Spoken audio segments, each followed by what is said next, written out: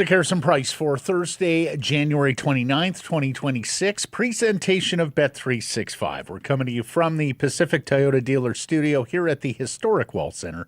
Visit shoptoyota.ca or visit your local Pacific Toyota dealer today. Best start of the week. So smooth. We were kind of 0 for 3 on starts this week. Microphones so 1 for were 4. on. So long as it comes with some power and defense, we should be a regular. I'm Matt. He's Blake. Mike, Juno Rogerson, hitting switches and conducting things. In Juno him. His name is Mike. Oh, intern Quinlan so much Curry. for the strong start. Just when it was going so well. Do you prefer Mike Juno Rogerson or Juno Mike Rogerson? He has no opinions. He doesn't want either by the sounds. Okay. No. Silence is consent, Mike. More on that later in the program. You seem rattled now. Wow. No, not in the least. Okay. Not in the least. I'm heading to Mexico next week. I'm not rattled. Everybody's in Mexico, by the way. Well, because you know where they're not. That's right. Everybody's just jumping over that. I anticipate that we are going to basically be in a slice of Canada on this resort. I just got a text from a friend. He's like, look where I am. I was like, oh, nice. Yeah. And I said, I heard it's busy down there. There's lots of Canadians. I imagine we're going to check in the front desk. We'll be like, okay, here are your keys. Here are the pool rules. Here are the towels. And your consulate is just over there. Yeah. You hear a lot of A. Our poll question brought to you by Yellow Dog Brewing, Neighborhood Brewing, Foolish Winery. Do you feel sorry for Canucks players? We're Canadians. We feel sorry. We say sorry a lot. Do you remember the Rick Riley column then of Sports Illustrated from the opening week of the Vancouver Whistler Olympics? And for those who don't recall, it was raining a whole lot in the early days of those games. Not much snow to begin with. So. Right. No. And so the weather was a big talking point, and American journalists, journalists from all over the world, were overwhelmed by the amount of apologies that Canadians were making their way about the weather. Sorry about the weather. Sorry about new snow. Eh? Dropping A-bombs everywhere. Mm-hmm. Mm-hmm. Well, for the Canucks. And, of course, we say sorry. We don't say sorry. Sorry, yeah. For the Canucks. Sounds like Surrey. Players, they've got a coach right now who is embattled, out of his depth. Mm-hmm. A management group that has been slow to react and inept in certain areas, certainly. Mm-hmm. Made strange choices. They are losing a lot. And they're losing in bad fashion. Oh, in spectacular fashion. Veteran players that signed up for Project A, they've been handed Project Q. Or you might just take hey, it's business. They're handsomely paid. Get over it. From a life or lifestyle perspective, absolutely not. I mean, these are all multimillionaires who get paid to play a child's game. From a hockey perspective, Blake? On the relative scale? Yeah. Yeah. I voted yes. And here's why. There are some who bear some responsibility, needless to say. Players play, coaches coach, managers manage, owners own. But, of course, many didn't sign up for this. Those who were drafted here, those who were traded here, those who have not signed contracts with the Vancouver Canucks outside of entry levels where you're really duty-bound. Others aren't nearly as culpable. No flies on Philip Roenick. The unholy trinity of ownership, management, and coaching have failed these players. Now, look, some of them are barely NHL players to begin with. When you're 32nd in the league, chances are the guys at the bottom of your lineup are Right. not on most lineups. Right. Yeah. which is kind of why I still, Blake and I once had a huge fight about this. In fact, one of our biggest fights ever. Which is why I cringe a little bit when I, hear people say things like, "Oh, there's a logjam on wing for the Vancouver Canucks." No, there isn't really. There are replaceable players there. There are guys on these wings who would not play for other NHL teams. Well, there's context there. There was literally no centers here. Like they had trouble slotting incapable players at center. Fair. I mean, they play games with Drew O'Connor playing center. Yeah. Come on. But no, I view this as basically a proxy on who is most to blame. Mm-hmm. And the players are well down the queue for me. Because, again, in some cases, like when you're asking David Kampf to center a second line with Besser and DeBrusk, that's not what David Kampf is. That's what David Kampf has never been or never will be. Well, worse yet, they've asked David Kampf to center a second line that doesn't include Jake DeBrusk right now, Matt. Further to the unholy trinity. Oh, no. Like what is Adam Foote doing? Why wouldn't you, at this point in the proceedings, Matt, they're not looking for depth. They're not trying to spread any wealth. There is no wealth. Why is Jake DeBrusk on the fourth line? Sending a message, I guess, after a 2-assist night. He had 2 assists against San Jose. Again, coaches coach to win every night. Yeah. So why is he doing this? Yeah, I get the sense that Jake DeBrusk is like the opposite of a teacher's pet, and I think that goes back to Boston as well. And maybe he speaks too much in the media. Maybe he's too articulate when he speaks. Hockey players shouldn't be that. But this is not getting your best chance to win. No. Not this lineup. Jake DeBrusk is 27 points in 52 games, so he's over a half point per game. Which is kind of what he is. You don't have a lot of guys who are in that category. But it's not like he's even underachieving. Like, that is Jake DeBrusk. Jake DeBrusk is just having a Jake DeBrusk season. It's 2 even strength goals, albeit one this week. Yeah. It's dash 12, but Brock's dash 30. Kane's dash 18. You could make the argument that Jake DeBrusk's season within this climate, Matt, is amongst the better Canucks seasons on the roster that's left right now. Yeah, you probably could. Just looking. Given what he normally produces and what he's producing on this terrible team. Yeah. I mean. Well, and the other thing, Blake, he's shooting 9% this year. He's a career 12.5 shooting percentage. Like, it could be like much every better. year of his career has been over double digits, except for one and this one. Last year was 16.4. Like, you don't have a lot of guys who can put pucks in nets. He hasn't had a hot streak, a Jake DeBrusk hot streak, like goal-scoring streak lately. If he goes on one, Matt, he's going to be way above his normal projections. Yep. As it stands, he's got 5 points in his last 4 games. Yeah. Who's he playing with? Ratu and O'Connor, I believe. Oh, okay. Who's Elias? Do you have her in front of you? I don't have it in front of me. Elias is with Kane and Garland.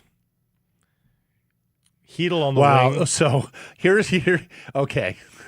So here's what I think happens.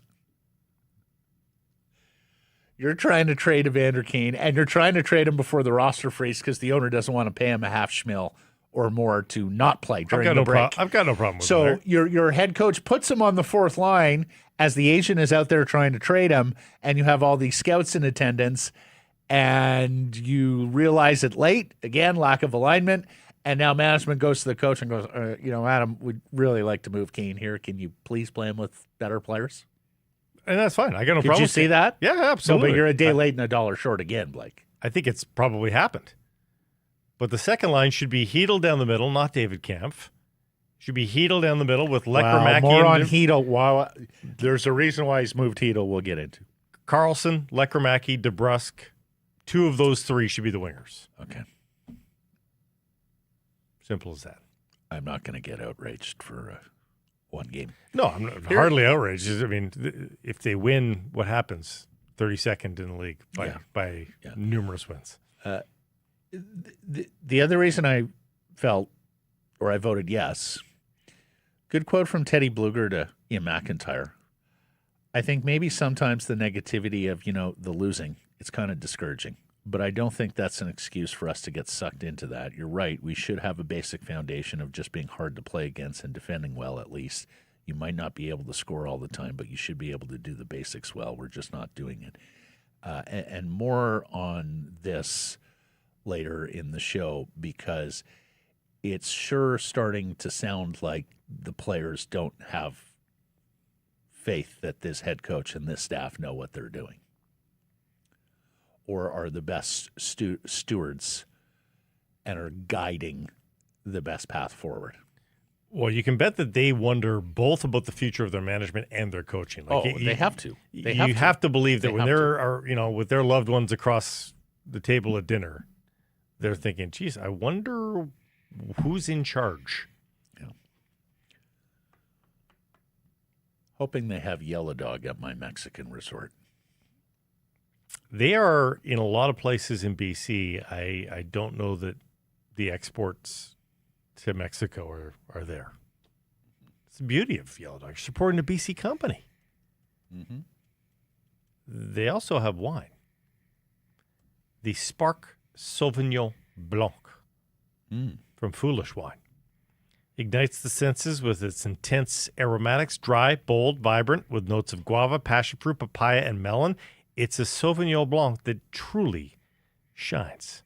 Never have been a white wine guy, but lately, summertime, love it. Mm-hmm.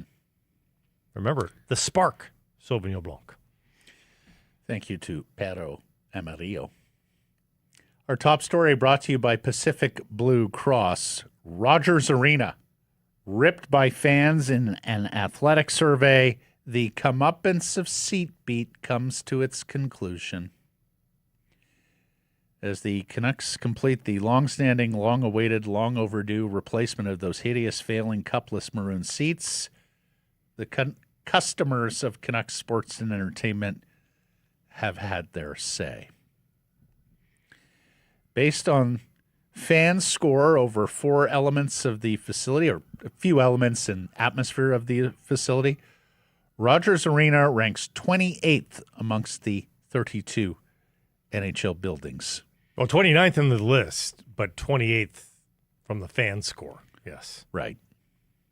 But overall, 29th. When you throw in beat writers, although beat writers were kinder. Anyways, 29th overall, 28th by the fans. Only the arenas in LA, Toronto, Buffalo, and Ottawa scored worse by the fans. The only area where Rogers Arena scored in the top half of the league was location, ranking 12th. On amenities, it ranked 26th. On atmosphere, 31st. On affordability, 31st. NHL beat writers were kinder, ranking it 17th or slightly below average. Their experience is a little bit better than the fans, yeah. I can concur with that. But understand, your in-market beat writers and your out-of-market beat writers are probably looking for different things, right? Like, if you're a traveling beat writer, what you're looking for is convenience more than anything. They hate Ottawa because of the location of the rink. They hate Florida because of the location of the rink. When you're having to go well out of the downtown core where you can't get there, or you can't get there easily on public transit or via an Uber or a cab, that's what matters to traveling beat writers. Mm-hmm. Traveling beat writers love places like Vancouver because their accommodation is likely steps away. It's probably a walk, or it's a very short commute. Nashville, downtown. Location is just part of that equation, though. Once you're in the building, Honestly, it operates pretty well for a beat writer. If you're a traveling beat writer, all you want is a seat with a good line of sight on the game, reliable Wi-Fi, and if the food happens to be okay at the media meal, then that'll up the score as well. That's the holy trinity. But there's a lot of media booths that are in terrible spots. That's right. It's a great view at Rogers Arena. Yeah, it is. Yes, it is. But it's more about the fans here. Well, that's what we're. And the fans are now the location not happy. score is understandable from the fans. Yeah. It's downtown. It's at the foot of transit, so it's easy to get to for visitors and residents alike. Parking's expensive, but there's a lot of parking around now with the different towers now having the undergrounds. The atmosphere score, now atmosphere is the most subjective here. And, of course, it's mostly a function of team success, right? A winning team often has a livelier building. But, of course, here in Vancouver, we do suffer a little bit from the seen and be seen scene, where attending the game as opposed to getting into the game is paramount. It's more about a status symbol than being a true blue fan. Canucks in the playoffs, I think, are a pretty defendable atmosphere. Tickets are expensive. So is the parking and the food. Though I must say, I go to a lot of U.S. arenas, and the prices for concessions similar, but that's in USD. Like, there was that climate pledge for the NCAA tournament last March. My brother and I were there for 2 basketball games, 5 hours, had a number of drinks and some food as well. That was not a cheap day. No, I mean, that's not really part of the MO. They make the most money from you that they can on the food and right.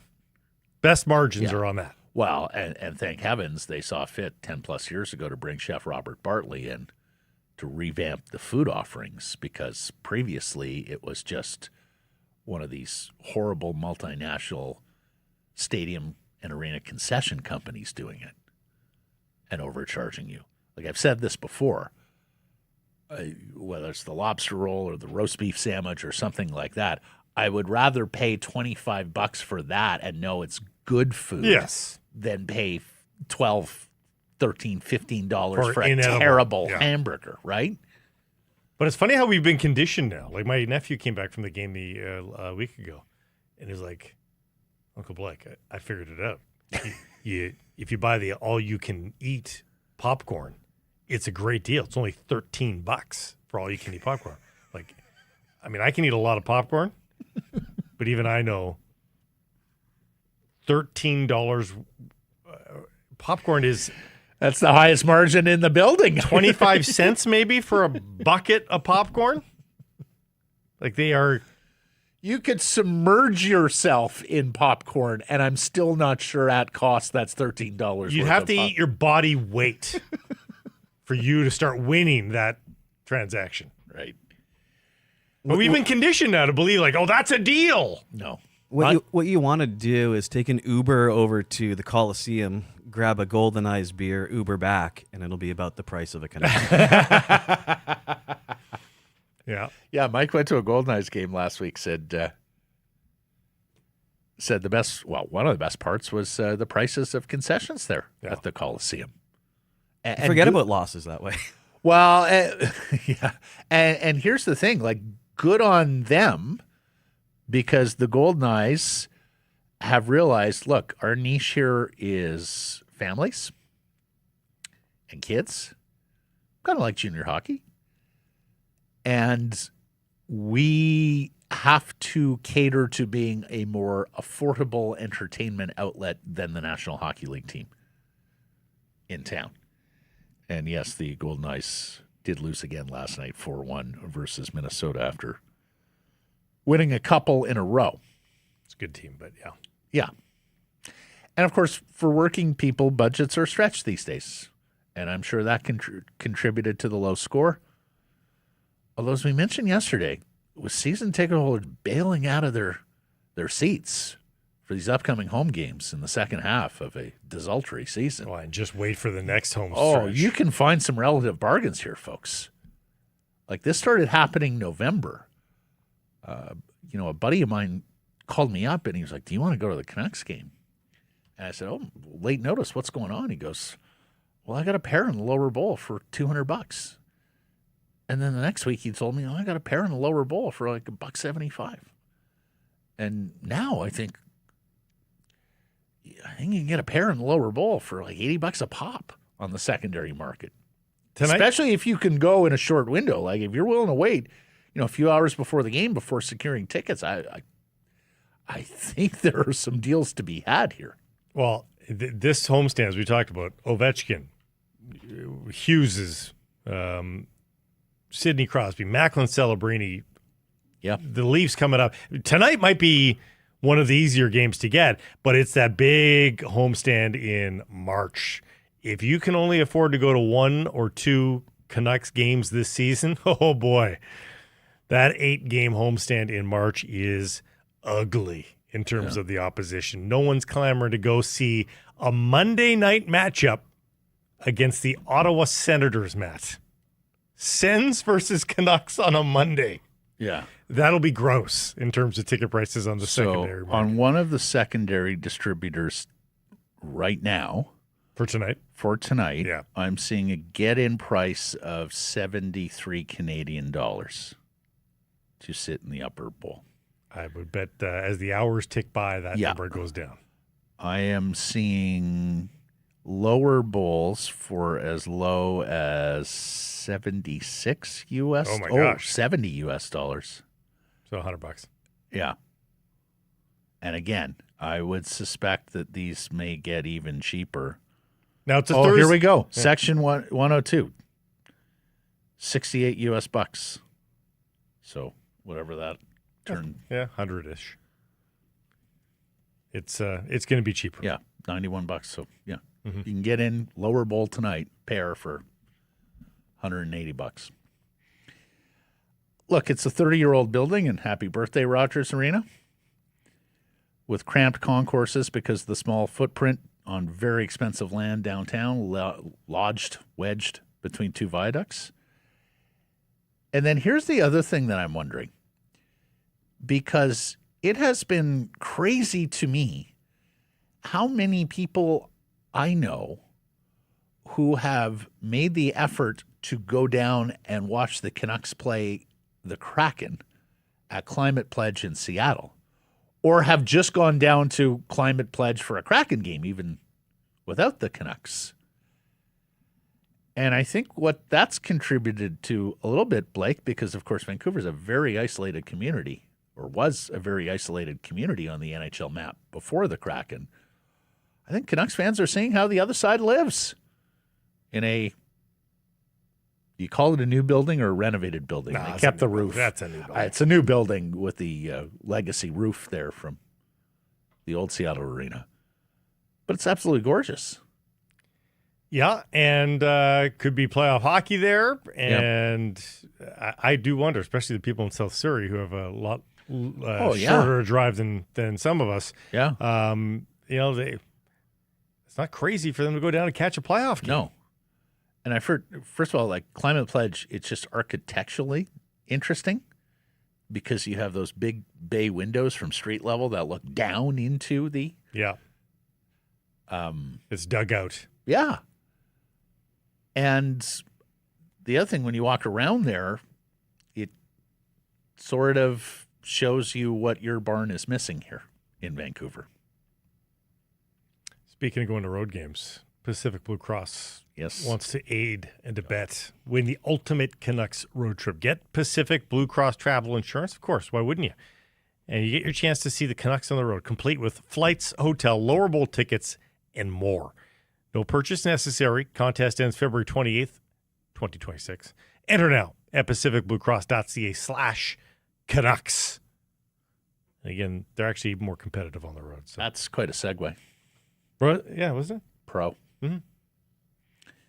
Let's hope for professional defending tonight from the home team.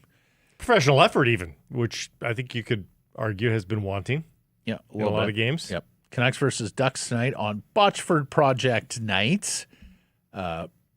Please do make a point to check out the Botchford Project stories and material emanating from tonight as young aspiring journalists get an opportunity to spend a day with the Vancouver Canucks and produce work coming out of it. This, of course, a longstanding program named for and the legacy of our late friend and colleague Jason Botchford, ex of the province. His wife, Catherine Cat, who we know very well, selects the fellows, as they're called, for the Botchford Project. And our buddy J-Pat, of course, has been a longstanding supporter. Usually takes one of the fellows under his wing tonight. So looking forward to seeing what the kids produce on Botchford Project night. This is the 7th of an 8-game homestand at Rogers Arena. The Canucks with just one win in the previous 6. Well, just one win in the previous 15. Looking to bounce back from that dreadful defensive performance versus San Jose Tuesday when they allowed 14 scoring chances in the first period, 25 in the opening 40 minutes. Tyler Myers was asked what needs to improve in the defensive zone, and there was some telling pauses. Take a listen. You know, we've taken a look at some things the last week, and you know, I know at times it might not look like it, but it's coming. You know, there's certain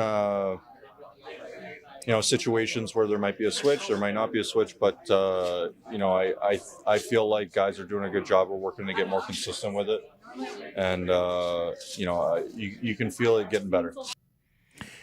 I mean, that's good honesty, good humor from Tyler. It is. As we know, he has tended to be more optimistic, put bloom on the rose whenever he can in that room. And often, sometimes and you need that. You need that. Like, don't get me wrong. There's a role for the guy who is blue skies and sunny days in the room, especially when communicating to media, to fans. And he shows a smile, and he shows a little bit of a pulse, which is really nice because he's usually pretty low-key guy. A little more stoic, to say the least. Now, the flip side of the coin, already read the one quote of his, but Teddy Bluger has emerged as a truth teller in that room. You may remember he had some pointed words after a loss last week, and he kept that up in the Ian McIntyre column of this week. After the Sharks loss, McIntyre asked him about the collapse in structure, and Bluger said, I mean, you're right. It's hard to explain. A system in hockey shouldn't be crazy hard to understand. There's only a handful of templates, I guess, that teams play. We're just not executing, not sharp enough mentally. And boy, when you read that, it's either an indictment of the coaching staff or an indictment of the hockey IQ in his midst. And he's not wrong. Like he's not. We've at times called Adam Foote's defensive system confusing, and on the scale, it might be, but it can only get so confusing, right? Like isn't advanced algebra. No. This isn't calculus. It's not trigonometry. I mean, Corrado has mentioned that to us. I mean, there's only really so many ways you can play. Yeah. You're confined. It's a lot of big humans moving quickly in a relatively small amount of space. It's not like it's soccer and you have acres of room everywhere. Or football where it's all the resets. Yeah. You know, like football. If they line up this way, the receiver does this. You can go. Some coaches drive themselves batty, think of all the different tentacles and tree branches that you can get to on a football play. But in hockey, it's relatively elementary stuff. But this is a sport governed as much by the spontaneous bounces of a frozen rubber disc. Plays, quote unquote, almost never work as they're drawn up on a whiteboard. And if they do, and you're on the receiving end of those successful plays, you've got a real problem. But we saw this. Whitecaps did this with Vanni Sartini. Vanni had an odd man-to-man marking system that confused guys. And Adam Foote has a mostly man-to-man system as well, but it sounds like they're making tweaks to that. But sometimes the tweaks can make it even worse because it's like, when do I go man-to-man again? When am I just staying in my zone? That's where it does break down a little bit. And it's probably I was going to say it's probably worse for the defenders. No, the forwards are helping out too. It can be confusing. It can be. So, if you just went strictly to one or the other, I think it's a little more black and white. But when you're trying to be two things, it might be harder. Bottom line, it is hard to fool NHL players if you ain't it, and there's more evidence trickling in that Foote and this staff ain't it. But perception's most of the battle. Even if they just think you're not it, whether it's fair or not, that'll have the undesired effect. Well, let's shout our old friend Grady Sass, because he was on. I think he's right here about executing the defensive zone. Defense has been a tire fire all season, and they haven't adjusted or improved. That is, we used to hear a lot about, the Benning management team and the definition of insanity doing the same thing over and over again. And there's a little bit of that at play with Foote in his defensive system. Tolopilo starts in goal after relieving a pulled Kevin Lankinen in the first period Tuesday. We thought the early hook might be to preserve Lankinen for this game, but head coach Adam Foote yesterday was musing about too many starts for Lankinen. So here you go. He gets this one off as well. We certainly hope. Tolopilo, please do finish the game. Right. And that's before facing the Leafs Saturday to conclude this homestand. Niels Höglander, lower body injury, won't go tonight. Missed practice yesterday. He took the morning skate, so they're thinking Can't day be to that day bad. there. Yeah. Yeah, exactly. And then this is the significant news. We're going to get to this and then bring our friend David Pagnotta in. David is standing by on the trade front. Philip Hedl is moving to the wing. Adam Foote mentioned yesterday in his press briefing that he looked a little ginger going through the neutral zone upon his return. It's been 3 games now, head on a swivel. And this looks as much like player preservation for a guy who has suffered 6 career concussions. Looks nervous. They're trying to get him out of the firing line. Here's Foote. Well, we're thinking that. We've had discussion with Hedl about that, and he kind of wants to do it too. So we'll see how it goes. Like, we're ready to go either way. A lot's gone on this morning as far as some guys were under the weather. And look, in NHL culture, that's a brave step from Philip Hedl saying he wants that. Get me out of that precarious position. Because showing weakness or vulnerability was not something that NHL players and rooms and codes and teams did voluntarily, right? So good on Hedl, and even better on Foote and the coaching staff. First couple games, he looked great. It's a little bit quieter but since. You play the first couple on adrenaline, right? And then and he made a couple of he had a couple of moments in those first couple of games where he bailed on plays a little bit, and even Shorty brought it up in the play-by-play of, hey, we're looking through this with a fine-tooth comb a little bit, but they were there, and this will probably reduce those moments a little bit. But here's the thing: if that continues bailing on plays, and should be easier now, then you have to wonder about his NHL future, right? Because then is he an NHL player when he's not making those plays? And do you just have someone there who is too vulnerable, where the organization, like what they did with Manny Malhotra years ago, said, we don't think he can see everything out there. We have to shut him down. But a full summer reset might go a long way too, like Sidney Crosby. We'll see. Canucks 5-17-3 at home, on track for their worst home record ever by a long shot. Rob Williams told us that the other day, did the math. And Robert was back at it today or last night, digging deeper on this home record. Like, the Canucks are on pace to have fewer home wins this season than the expansion Vancouver Grizzlies had in 95-96, just over 8-10 for the Grizzlies. It's one thing to be NHL bad with the loser point and the parity mostly across the league. NBA bad is a whole nother animal. There's no ties right? there. There's no ties. Well, not only is there no ties, you got tanking teams, you've got super teams. Like, NBA bad is a whole nother, that's closer to the Earth's core than the surface. Well, and remember, the NBA basically, in not so many words, told the Grizzlies, you cannot be good. Yeah. And if you're going to be worse than that team, All right, we've kept them waiting long enough. Here is David Pagnotta, editor-in-chief of the Fourth Period, also, of course, DFO Insider, Wednesdays here on the Nation Network with Irf Ghaffar. He's been traveling. He's been delayed. Weather all over the continent. So thank you for making time, my friend. How you doing? I'm good. Yeah, a little delayed. Everything, we had to jumble a few things here, but safe and sound right now here in State College, Pennsylvania. There's a club outdoor game between Penn State and Oklahoma State. Right. So getting in on that. And then Saturday's the big one, the big Michigan-Penn State game. So I'm leaving tomorrow. I'm just here for tonight. But leaving tomorrow, going to Tampa for, I hope, based on how this travel's gone, for the Stadium Series game on Sunday. So just all over the place. Yeah, not an easy place to get to, State College, Pennsylvania, in the foot of the Pocono Mountains there outside of Pittsburgh in western Pennsylvania. That outdoor game looks really cool. Kind of winter. Well, Beaver Stadium holds 100,000 plus people, so you're going to one of the biggest stadiums across the continent.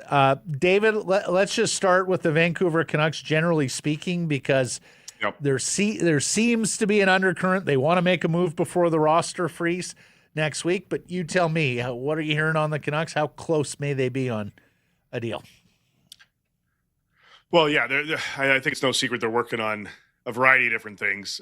Certainly, obviously, all the Evander Kane stuff that's come to fruition over this week in terms of the I don't want to say urgency, but just the heightened level of discussions surrounding him now that Dan Milstein, his agent, has engaged in the process. But they're talking. There's still the conversations with all their other guys continue. It's Garland, it's DeBrusk, it's Bluger, it's I completely forgot the other guy, Drew O'Connor, and others. And really, the only guys that I get the sense that aren't going to consider that they're not going to consider moving right now, or you've got Tyler Myers, you've got Chronic. You've got the goalie in Lankinen, and you've got Brock Besser up front. I think everybody else is, fair game in terms of the conversation. Now, whether they can get to the finish line on one or two of these by the Olympic break in 6 days, obviously we've got to kind of wait and see on that. I don't know if anything has heightened significantly over the last 12 to 24 hours. But, Jim Rutherford, Patrick Alvin will remain engaged in a lot of these talks, and they're willing to retain on Kane. That seems to have been made clear to a lot of teams, but they want a return. I think they'll eat half of that deal, but they want a draft pick or a prospect coming back as part of it. And whether it's LA, Dallas, Colorado that have poked around, or some teams in the East that have also done the same, they want significant retention, and it's probably going to be up to 50% of that. What have you heard with regards to the roster freeze? There's two theories here. Teams want to get it done there so they can bring the player in, practice for that week before the second half begins. We've talked about that theory before, but now we're hearing the financial benefits of, I don't want to pay a guy for 2 weeks for him not to even really be playing any games for me. Yeah, which is that's the negotiation. That's the negotiation tactic for teams that are going, well, I mean, now I got to pay the guy an extra 100, 200, 300, 400, whatever grand. Mm-hmm. To do nothing. Why would I pay what you're asking me for? Why don't I'll just wait till afterwards and you pay the money. It's more or less for a lot of these teams, drop in the bucket acquisition costs that they're willing to eat, but that's what they're utilizing, and that's what they're sending out there as a pressure tactic, I guess, to try to get something done over these next 6 days. I don't think it's as significant of an impact for most of these teams, most of the premium contenders anyway. As some may be leading on to believe. I think it's just, again, this league loves to work on its deadlines, and these GMs do. So if you have this quasi deadline, well, it's deadline junior. It's not really the deadline. Diet deadline. Yeah. Now, but the other thing, David, we had heard is, how coaches love them a practice, right? And how they all have bemoaned the lack of practice time with the compressed schedule. If you make a trade for the guy before this roster freeze, you get him in on February 17th. And David, you get 5 or 6 good practices out of the guy, right? And they gain chemistry with their line mates. So you got that dynamic at play as well on the junior deadline. Yeah, well, yeah. Maybe in the grand scheme that plays a little bit of a factor as opposed to a guy coming in, getting traded the day before, comes in on the morning skate, and then scores against the New York Rangers. I'm talking about Andre Palat. Yeah, there you go. Using that short window to get acclimated to his new surroundings. He seemed to have done pretty well. Mm-hmm. It's all like you're going to pay the guy to go on vacation for basically 10 days. I don't think teams are looking at it. The ones that are trying to acquire these guys, I think they're just utilizing this as we'll give you a 4th round pick instead of that 3rd you want. For the teams that are acquiring talent, it's an arms race. But it seems like the more heated race is the selling of arms race. How much pressure do the Canucks feel, do you think, to get their business done lest they be scooped by Nazem Kadri, Mackenzie Weegar? And you think someone's making a run at 32nd place here? Is that what I'm hearing? No, not even that. Well, I mean, I guess that would be the consequence of this, but everybody wants to sell their stuff. And the Canucks seem to be the only active seller there for a long time, despite what the Blues had been saying. But now it seems like there's a lot of chatter from a lot of the other sellers. And there's a lot of chatter surrounding some of the prospective sellers. Like if Toronto, for example, loses these next 4 games on the road, I mean, holy crap, that's going to be hilarious. But I live there, so I got to deal with that more regularly. So it's more funny for me, I guess. Maybe not. Maybe optically for everyone else. But if they lose or win 1 of 4 on the road, I can't imagine they're going with 25 games left. They're going to have to play 750 hockey. Yeah, I don't see that happening down that stretch. So then they look at their pieces. So some of these teams like them, like Columbus, who are on a heater since Bones has come in. But can they spend that Olympic break, or they're going to spend that Olympic break to figure out, can we keep Boone Jenner? Can we keep Charlie Coyle, et cetera, et cetera? If not, then let's engage in these conversations. So at least we've got a head start on knowing our options. There's no stopping teams from talking during the freeze. But maybe you want to get a little business going into the freeze. So at the very least, you know your options. And then even if you're trying to negotiate a contract with a player during that time, you're going, well, we know there's 4 teams that would love to have you. You want to stay here. You got to give us this much instead of that. So everybody's playing this little game right now. Really, from a seller's perspective, yes, Vancouver, yes, the New York Rangers, and then St. Louis still in the mix. I think there's 2 teams. I don't remember the standings off the top of my head. I think LA and Seattle are just on the outside of the playoff picture looking in. Everyone below them, I categorize as sellers in the Western Conference. In the East, it's the Rangers for sure, and then you've got bubble sellers for the rest of that group, and situational sellers too, because I think there are some teams that are kind of that bubble playoff team, could go either way, that would listen on some of their guys, especially those with term, if a team's willing to pay a premium. So I don't think teams like Vancouver or even Calgary or the Rangers are concerned that the market's going to grow, because I think these teams have a pretty good idea as to where things are sitting right now. It's just a matter of, again, working with deadlines. Right. And the other thing that we've noted here of late is it seems like we spent the first part of the season talking about the jam-packed East. There's actually some separation starting to form in the East between playoff teams and non-playoff teams. Games played columns needs to be considered there. Well, no, I understand. But even if Florida and Philadelphia win their games in hand on Boston or on Boston on the wild card side of things, they don't make up the gap. It could be a little closer with the Metropolitan playoff spots, which are a little tighter, and the West remains very, very tight. So there's that. You mentioned Andre Palat, David, and we had heard on Palat, had a couple of people tell me he did say no to Vancouver at some point. Now, it stands to reason that was before the Quinn Hughes trade, when Fitzy was trying to shed salary and make his best push for Quinn Hughes to reunite all 3 Hughes brothers. But you tell me, were the Canucks at all close on anything with New Jersey to do with Andre Palat, whether that was with or without a bigger Quinn Hughes trade around it? Not to my understanding, no. And I think Palat has had some no trade protection with his list. I think his preference was to stay east, regardless. So whether it was Vancouver or another team, out west, like LA, for example, with a lot of cap space, or Anaheim, I think his preference in general was to stay east, and he got pretty close to where he was. going over to Long Island. So I don't think it was necessarily a situation where it was, I don't want to be a Canuck. See what's going on there. No, I think it was more just his preference being that of wanting to stay on the East Coast. Talk to me about those three teams at the bottom of the West, maybe even the four. But LA, San Jose, Utah all seem to want to buy something to put them over the top a little bit.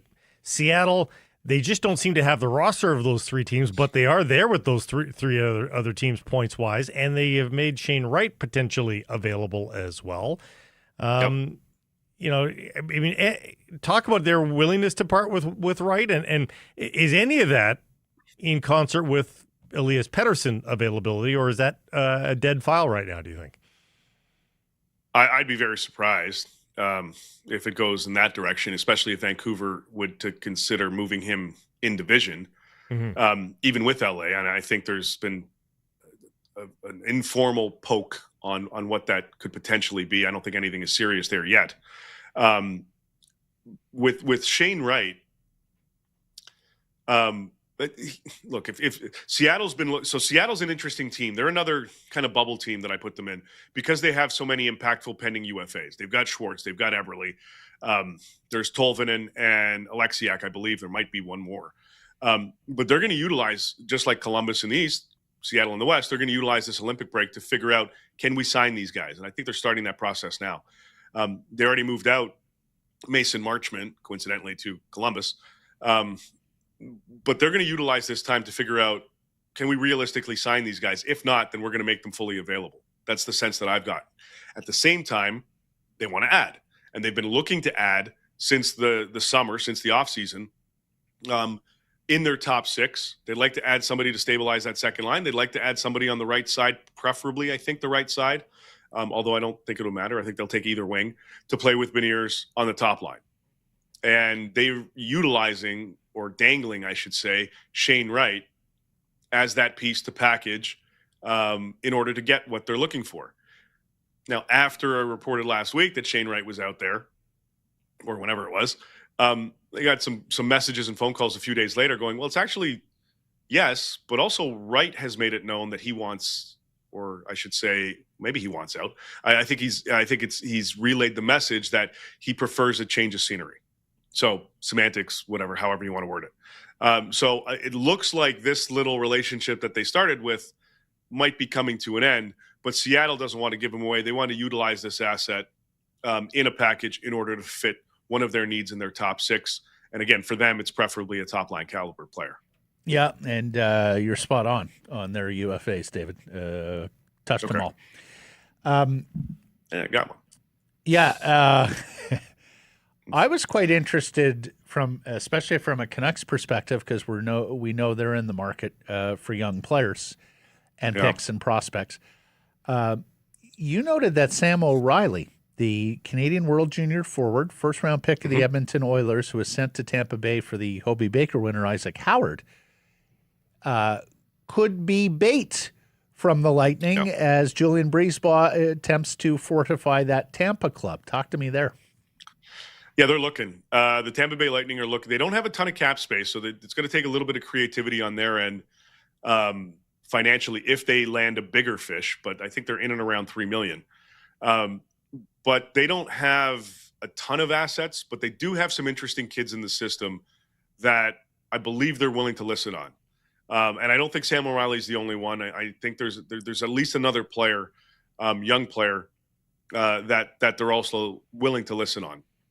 And I think it might be a little more than that, but in terms of their top prospects, he's kind of at the top of the list. And there's a willingness to at least listen. Now, this doesn't mean they're going to move him for a fourth line, third line guy. They're looking for that impact addition for their club. Now, whether this goes back to what they did previously when they brought in, Blake Coleman, who coincidentally they now have interest in again, and they brought in Nick Paul, they brought in Barclay Goodrow over different spurts to stabilize that third line. And they had Yanni Gord, who's now back with them. But if they can bring in somebody in that mid-six that fits that mold, that can provide secondary scoring, that has a little bit of edge, my understanding is they're willing to move that type of player. Now, if we're looking Canucks, maybe it's DeBrusk is what would fit there, but the financials of that, I don't know if that would make sense entirely. And you'd have to be you're looking at other pieces, of course. But I think for what they're looking for, that mid-6 caliber player that has a little physicality, that fits that system, that style that they play, I think O'Reilly and some of the other kids are going to be in play here for them. Maybe that's Connor Garland, although he's a big salary as well. Drew O'Connor, baby. When we talk young player, one more year. Connor Geeky's in the minors, point-a-game guy, acquired from Utah, first-round pick in the Sergachev trade. Is he available? I haven't heard his name as a no, because I asked about him. There's a couple others. There's can't pronounce his name, and I completely forgot. Cesata. Yes. Yes. Yes. I've asked about him as well, and I heard there's a little bit of reluctance on his end.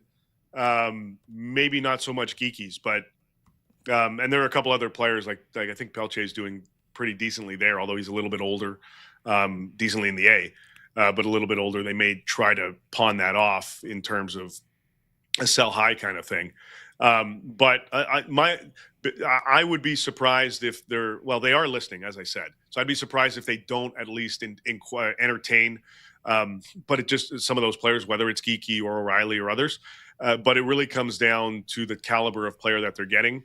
And I don't get the sense if they're moving one of these guys out that they're looking at a rental piece unless they feel comfortable, like they've done in the past, in getting some of these guys locked into long-term deals. David, the Vancouver Canucks are a mid-6 clearinghouse. You need mid-6 4. Like they should just change the name to the Vancouver mid-6s. That's mid-6. Yeah, that's all they got. The Vancouver Canucks. We're mid. Yeah. Lastly, buddy. Yeah. I saw this yesterday, and my head flipped to Matt Sundin, who, of course, famously told the Maple Leafs, "No, I am not moving anywhere. I want to play every last game with this franchise." Of course, he did, and then the Canucks signed him that next offseason. What in the hell is going on with Artemi Panarin and the Rangers, who are shutting him down prior to the Olympic break, have told him they're not going to re-sign him, and seemingly he's got a no-move clause. Like, are they at risk of losing Artemi Panarin for nothing or pennies on the dollar based on the way they have played this? Not that I get. Not the sense that I get. I think things have picked up with Artemi Panarin in the last, well, I'd say, you know what, this week. I don't want to put a definitive timeline on it, but since Monday, things have really started to ramp up with respect to Panarin. And clearly in the last 48 hours, that's been the case because he was taken out of the game the other night, yesterday. He's done as a Ranger. He's going to be traded. The preference and the goal from both his side and the Rangers is to make this happen in the next 6 days. They want to get this done before the Olympic break. We were talking about the break earlier. In this scenario, they want to get this done now. And his agent, Paul Theophanos, is in talks with teams that want to sign him to an extension. I believe he's looking for a 4-year deal. There was talks that it was 4, maybe 5. I think he's looking for 4 years at or right around $11 million per. And there are teams like Washington, I think LA, I believe Carolina, that I think are more comfortable at 3 years, maybe a little bit higher, maybe 11 and a half, maybe 12. So as this is going on in one area with his agent and those teams, because he's been given permission to negotiate those contracts, Chris Drury is trying to figure out what the trade looks like. Now, there are other teams that, like Dallas and a few others, that have poked around that would be rental scenarios, because I don't see Dallas signing Panarin when they've got to get Jason Robertson signed. Yeah. And there are other teams that have poked around as well. Florida's in this. I think Utah's asked. I think Detroit's asked. San Jose, Anaheim.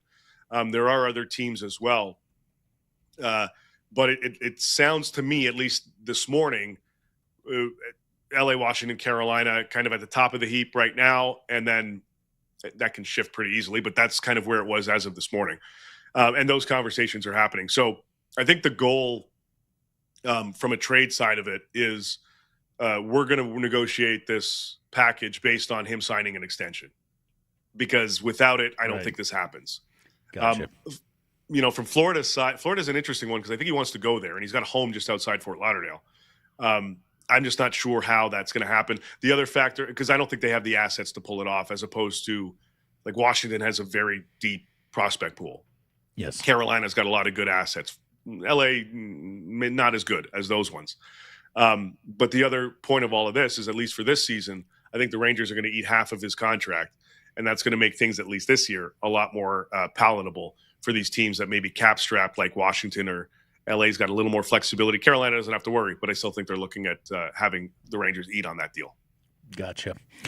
Marvelous stuff, David. We know it's been a busy day for you. We thank you for this, my friend. We'll catch up next week. And, of course, you want to watch the DFO Insider Wednesdays with David and Nerf Gaffar, as well as catch all his written work on the fourth period.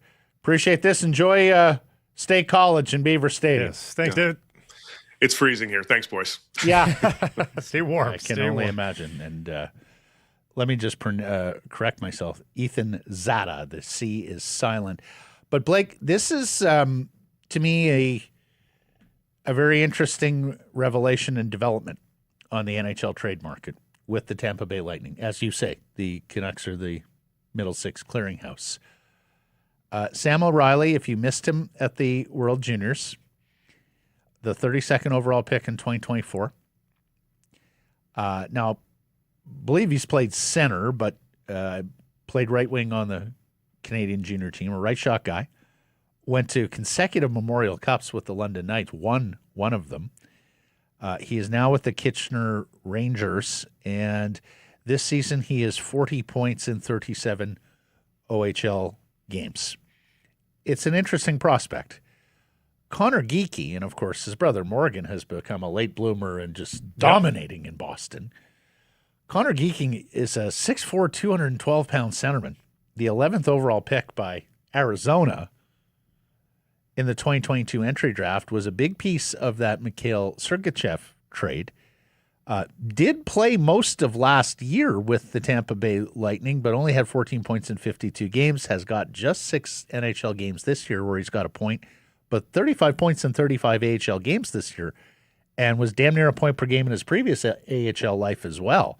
And he is still 21 years of age. Right. And O'Reilly, of course, is 19. He'll be 20 next month, or in March. These are absolutely the sort of pedigree and profile of players at age that you're looking at if you're the Vancouver Yeah, not Canucks. the 23 or 24-year-old guy that is sort of like, I don't think he's ever going to No, bloom. no. These guys still have room to bloom. Oh, lots of room. Lots of room. Plus, the Canucks could now probably take back an Oliver Bjorkstrand to help out with the salaries. Creative deal if you need to help Respawn with the salary. Because, look, you don't need your cap space this year. You probably don't even next year, too. Bjorkstrand's UFA anyhow at 5.4 this year, so that immediately you just substitute Bjorkstrand for DeBrusk, for Garland, whoever it is, and Bob's your uncle. And Zada was a second-round pick last year. He's a centerman with Niagara in the OHL. He's not the biggest scorer. He's 28 points in 41 games this year. He was 55 and 68 last year, so he may even be a little off last year's pace. But that's another centerman who's got, and he's far from being an NHL player, but that's another interesting prospect to talk about when we talk about the Tampa Bay Lightning as a potential destination for some of these Vancouver trade chips. And there are a lot of Vancouver trade chips. And the other thing I would like about that, Blake, is God, that's an organization that knows players, huh? It's true. Like, whether it's people they target in the draft or people they target in trades, this is a team that just seems to find players from out of the ether that turn into excellent, or at least contributing NHL players. So, like, what Darren Radish is doing this year at 29 years old as a right shot defenseman, it's just unbelievable. So, if I'm the Canucks and there's the possibility of fishing in the Tampa Bay pond, that's a pond I'm interested in fishing in. There's been a lot of good fish pulled out of that pond in the past. Okay, one more file we want to get to trade-wise here. My ears perked when I saw that Frank Saravelli said there's significant interest in Elias Pettersson, and the Canucks are weighing and managing all of that. You'll remember a year ago we were talking about, is the guy even tradable, given what was going, So significant interest now. Now, they have not gone to Pettersson's camp about waiving a no move. I don't suspect that needs to get way down the road. It has to be pretty much close to, we have a deal in principle or a framework to go there. Now, Dreger told us Monday the Canucks are motivated to do something by next week's roster freeze, and he does expect there's a good chance that Vancouver does something here between now and February 4th. Just a temperature check on Elias this season, and I know a bunch of fans saw the scene from the bench on Tuesday with assistant coach Scott Young and some in his ear, impassioned coaching there in his ear. Mm-hmm. That's courtesy of Sportsnet. He did set up both goals Tuesday. And look, these upcoming stats are not inclusive of the San Jose game, and most of the good stuff Elias is doing is on the defensive side, the defensive prowess part, which we've talked a lot about this year. But here's Adam Kirsenblatt of the Hockey News. Top 20 players and points who are unable to record a point so far this season against Elias. That's a reasonable list of pretty darn good players that have been held off the score sheet in their head-to-head minutes with Elias. And then there was this one also from Kirsenblatt of the Hockey News. And again, not inclusive of the calamity defensively that was the Shark game, but Pettersson and Ronick, the only two Canucks who have not been outscored while playing at least 30% of their minutes against elite competition. You can see it right there. Elias near 40%. Well, both of them near 40%. So, it's via puck IQ. It's 1 win in 15 or 16 for the Canucks? 15. Well, going back 16 games, so it eats up most of that. Well, all of it. All of the losing. He's got 11 points during the stretch. Yep. So the Canucks are at their lowest ebb of the season, and his stats are okay. That's fine. If they get ever any traction, right, you wonder if he's going to start to pick up a few more points. And we've talked this week about he looks more comfortable on the puck now. Holding the puck, yeah. He still is not skating like we once knew him to skate. This from Noah Strang. Top skating speed this season, just under 22 miles per hour. I mean, that's under the 50th percentile in the NHL. He was never fast, but he would have been higher than that. Burst-wise, he got up as high as the 95th percentile in 22-23 when he was really cooking. Yeah. So, incrementally, we're seeing the guy we know and loved come back a little bit here. Well, last game was his first multi-point game since mid-November. So, there is the potential here. But there is this that I just want to put this pea in your pod and you tell me what you think. Elliot Friedman has talked a few times now about the Minnesota Wild. And we know how the Minnesota Wild big game hunt. See Hughes, Quinn. We heard almost from the moment they made the Quinn Hughes trade that, this wasn't a team that was particularly deep at center to begin with and has sent one out now in Marco Rossi. Remember in the summer when they were trading Rossi, they were like, well, we want a center back. Yeah. Elias Pettersson to Minnesota? I know people are linking Connor Garland to Minnesota because he's great buddies with Quinn Hughes. Some may link Besser to Minnesota because he's from there, although Brock's on the injured right now. I could see Bill Guerin loving a hard player like Evander Kane, but their big need is center. And Friedman has, several times this week I've caught, wondered about Jesper Wallstedt, their goaltender, their first-round goaltender, right? This is the rare goaltending prospect that was a first-round pick. We talked about this yesterday, that there isn't a ton of first-round goaltenders anymore. He was the 20th overall pick in 2021. He is become an NHL player this year, in fact, with pretty decent numbers. He's gone through his seasoning period. And I bring this name up, Blake, just because Elliot wonders if he's one of the pieces that they're going to dangle, because, of course, they've got Philip Gustafsson, but also because, the Canucks are in a strange new world now on the goaltending side of things, with Demko offering another hip surgery. And, I mean, we asked the question yesterday, Canucks future of goaltending. You're hoping on one of these kids to pop to be your goaltender of the future while Lankinen mans the fort during the rebuild. Are you in the market for a high-end goaltending prospect? I know you'd prefer it to be a forward or you'd prefer it to be a defenseman, but you tell me. What do you think? You need a center back, obviously, in an Elias trade, but... Yeah, I don't think that's the match. I think it's a fair trade for somebody else, but I don't think the Canucks are willing to crowd the crease given the money they've invested into the crease already. And the Wild can't take on Elias Pettersson's salary. They just can't. Like, there is nobody on their roster that even if you traded back to Vancouver would make those numbers work. You'd need to peel up multiple pieces. And like guys like Tarasenko and Zuccarello, who are UFAs to be, really putting up points for the Wild this year. Like, they have not been also rans. I don't know how that would work for the Canucks. A guy as low as Garland, yeah.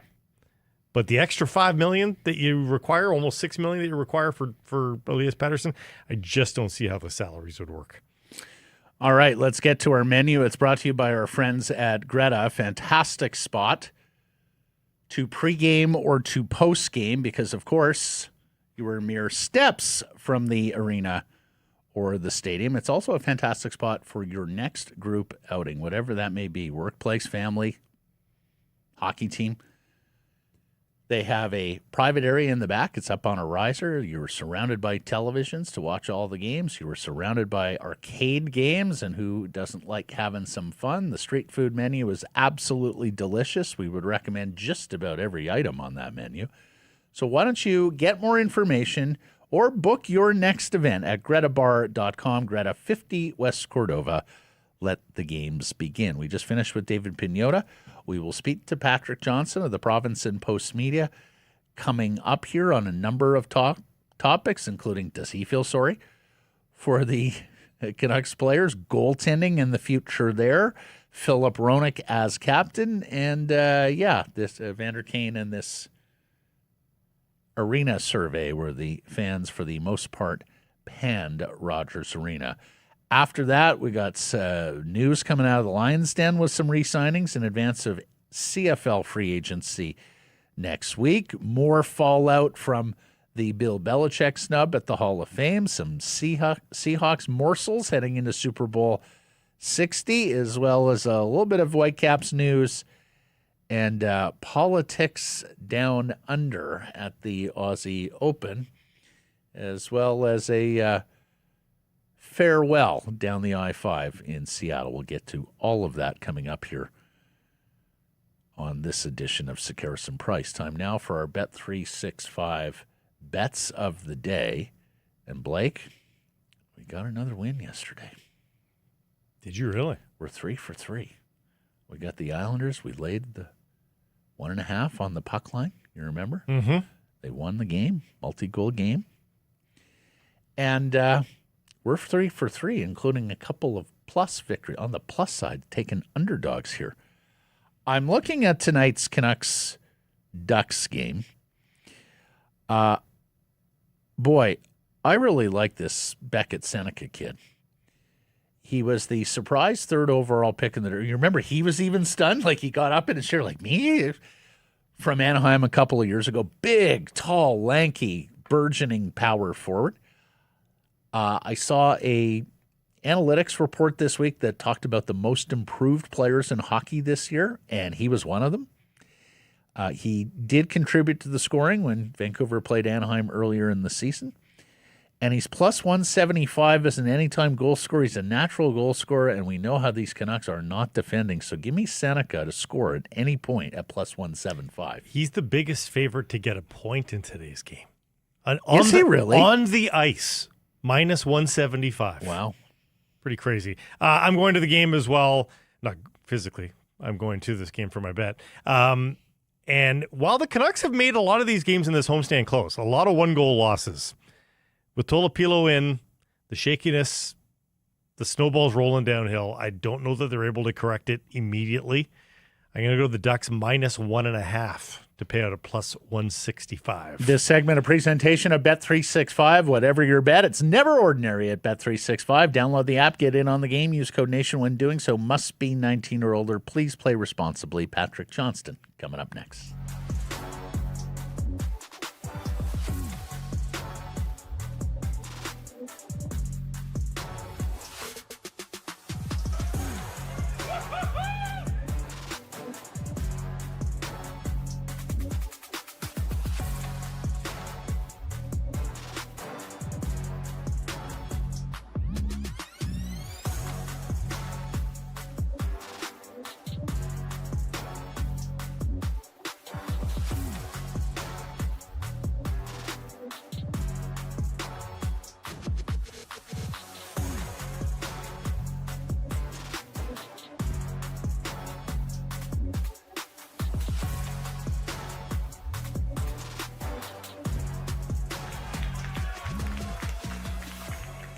Here's some price from the historic Wall Center. And the segment brought to you by your Pacific Toyota dealers in the Toyota Prius plug-in hybrid, not the RAV4 hybrid that is driven by Patrick Johnston. We're about to talk to a Toyota hybrid driver. Yes, he's got the RAV4 hybrid. We're talking the Prius plug-in hybrid, which gives you full electric capabilities when you want it.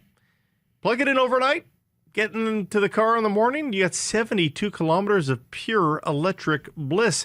And providing you're driving less than 72K per day, you might not see that gas gauge move for a long, long while. It's pretty exhilarating. You should experience it. You should go take one for a test drive. Experience everything the Prius plug-in hybrid has to offer, and right now you can get it on a heck of a deal, too. The 2026 SEs from $109 weekly at 3.99% APR for 64 months. That's with $3,300 down. Visit shoptoyota.ca or your local Pacific Toyota dealer today. Here's Patrick Johnston, columnist for the Province and Postmedia. Hi, guys. Good day. Yes, Hello. love my vehicle. Love my Good. Toyotas. Good. We can't pay you extra for that. Sorry. No, well, let me know if there's an opportunity. Going to start with our poll question. Patrick, do you feel sorry for Canucks players? No, because Tom Wielander didn't want to. You didn't want to console him there, reach out and hug the kid. Have you no empathy? Honestly, I don't know, man. This is the thing, right? Like, this is the job. Like, as Don Draper said, that's what the money's for.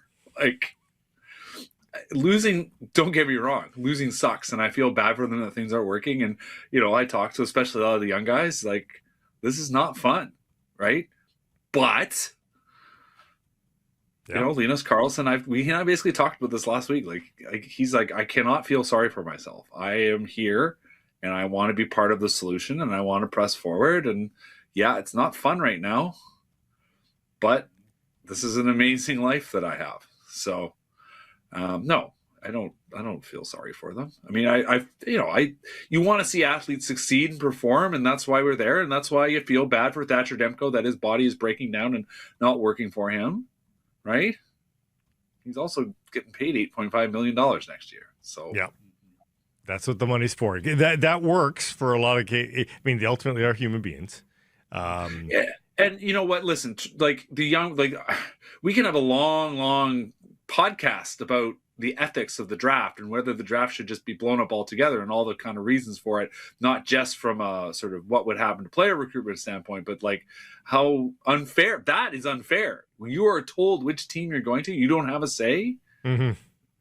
Like I do sort of feel sorry for them, but at the end they know they're in the NHL and most of these guys, it works out. It works out okay. So, and signer beware too, right? For the Marcus Petterssons and the Jake DeBrusques of the world, you signed up here. I mean, signer beware, right? Yep. So yeah, no, they'll be fine. They'll live. They will live. Okay, moving right along. How do you feel? How do you feel about Philip Hronek as next captain of the Vancouver Canucks? The captain role is so much more, and I mean, so many have said this, right? Is so much more than just the sort of leader of the team, if you will, the guy in the room who carries the most weight. It's a public spokesperson job. It's a sort of a metaphorical representation of the spirit of the team, who the public gravitates to. In terms of effort and heart and everything we hear behind the scenes, I think there's a lot of things to commend him as captain. I think that the way he plays does also connect with fans. I think that part matters.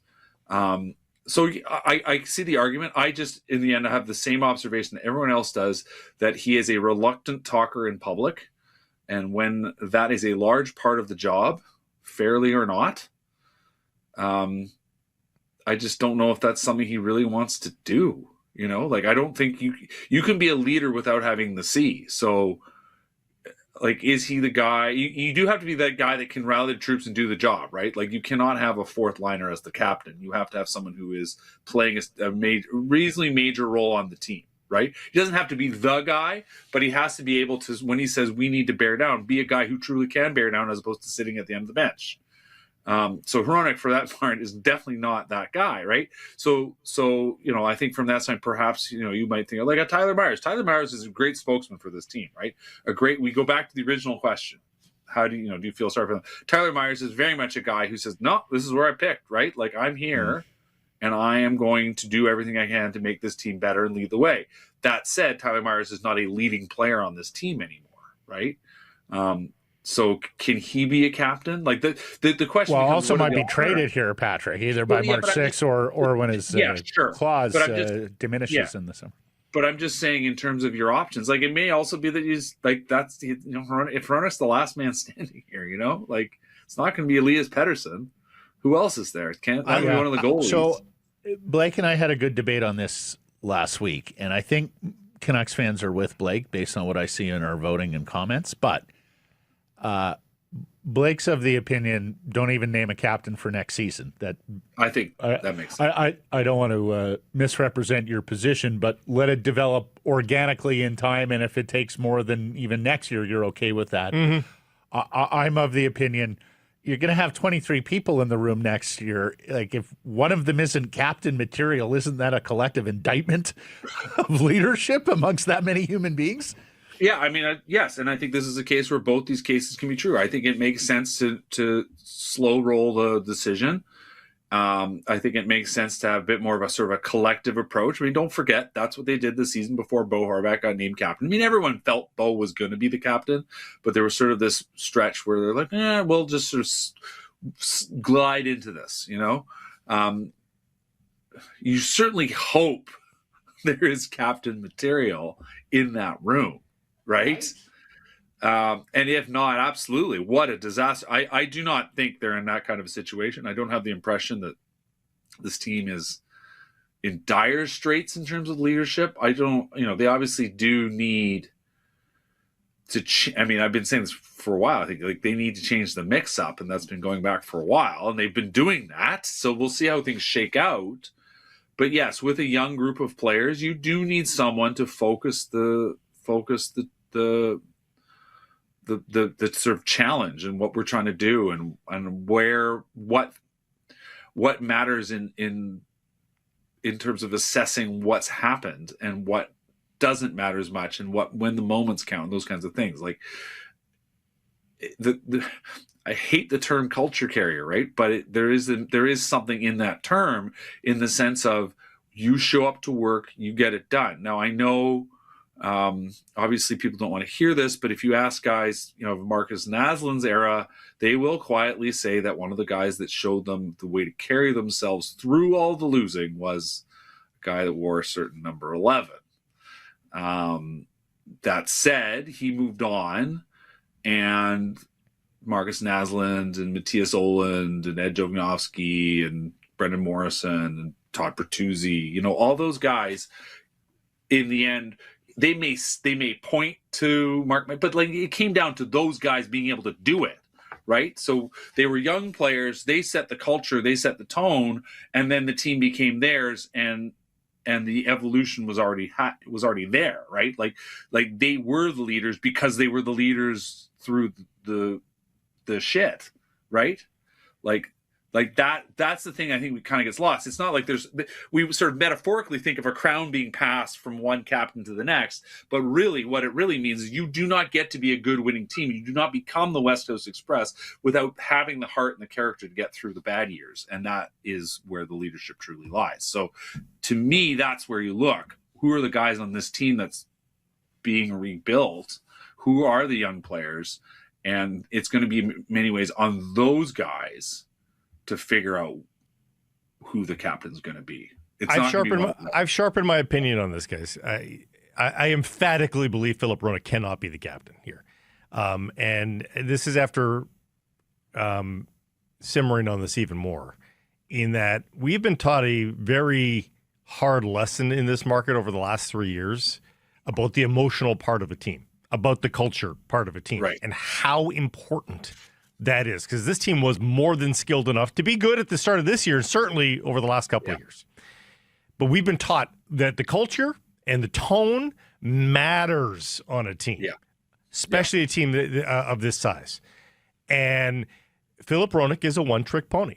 There are not two sides to Philip Roenick. Philip Roenick is the intense, burr in the saddle kind of guy, which you can have room for that guy on your team. Absolutely. But he cannot be the guy where how many times have we uttered it all starts at the top with this organization, and within the bounds of the on ice product, it starts at the top with the captain. That cannot be the guy where everything trickles down from. Not that tone, not that guy. We've learned these lessons already here in Vancouver. It absolutely cannot be him.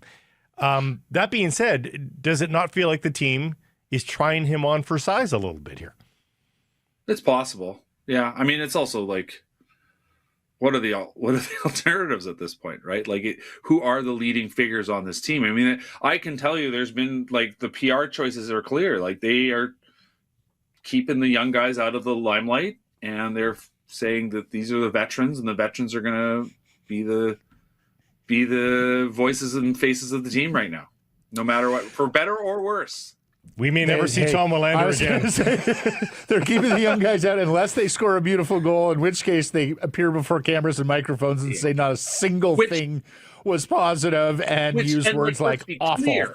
Let's be clear, in terms of social norms and social needs, like, well, that the sort of that leads you potentially into sort of participation ribbon mentality. And I'm not one who's normally ripping on people for saying good job, but like, if you do a bad job, that's part of like the gig, is that you need to be there to speak to how things went badly. Because in the end, as Teddy Bluger highlighted on the weekend, people are paying a lot of money to be there. And a lot of them do want to know what happened and what didn't happen. So that is part of this whole process, is that you do need to hear from everyone. And that is part of leadership. Like, this is the other thing. And I know I haven't talked about this in a while, but I know I brought it before. Years ago, I had this fabulous chat with a guy named Ben Ryan. Ben Ryan was the coach of the Fiji Rugby Sevens team. Brilliant, brilliant leader, coach. And I sort of brought up the idea in conversation with the 15 years ago in vogue was the leadership group, and we still hear it now, that there's sort of a collection of sort of 5, 6, 7, 8 guys that kind of are the ones who set the tone. And he said, I think the leadership group is actually kind of passes the buck. It tells a subset of players that they matter more, and that the guys that don't matter are an out group, and that's not what you want in your team. That fundamentally true leadership is empowering every single person in your lineup. Now, obviously, the fourth liner is not going to have as much impact as your superstar center, right?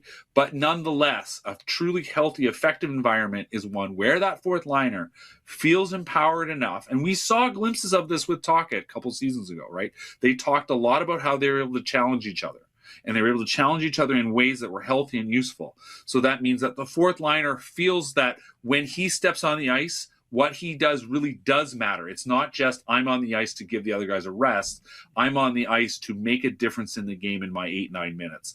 And that my contribution, however it is, whether I have a voice or not, matters. And that's what the leadership is, that everyone on the team is a leader and that it does not matter who wears a letter. That is really, really interesting. And I'll give you a couple of examples. Football, there's a number of quote-unquote captains that go out for the coin toss. But, of course, you know, especially if it's a veteran quarterback, like a veteran quarterback is almost apart from his teammates. He's almost more coaching staff and management. In cricket, the captain is such an august figure and title, right? That similarly, the rest of them look upon him as sort of a quasi-coach manager who just happens to be on the pitch with them. I wonder if hockey's got it wrong all this time.